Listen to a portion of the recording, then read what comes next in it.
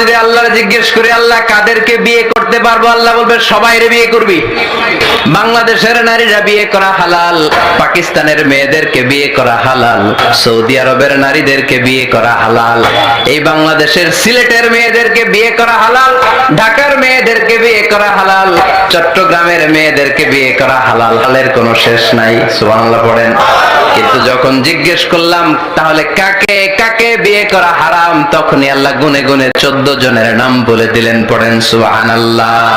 হুররিমাত আলাইকুম উম্মাহাতুকুম ওয়া বানাতুকুম ওয়া আখাওয়াতুকুম ওয়া আম্মাতুকুম ওয়া খালাতুকুম বানাতুল আখি ওয়া বানাতুল উখত। চিল্লায়ে পড়েন আল্লাহু আকবার।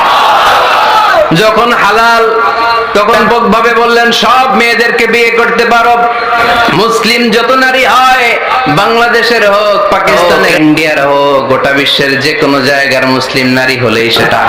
কিন্তু হারাম কোনটা যখন জিজ্ঞেস করলাম, গুনে গুনে বললেন মাকে বিয়ে করা হারাম, নিজের কন্যাকে বিয়ে করা হারাম, বোনকে বিয়ে করা হারাম, ফুফিকে বিয়ে করা হারাম, খালাকে বিয়ে করা হারাম, ভাতিজিকে বিয়ে করা হারাম, নিজের ভাগ্নিকে বিয়ে করা হারাম। সুবহানাল্লাহ পড়বেন না?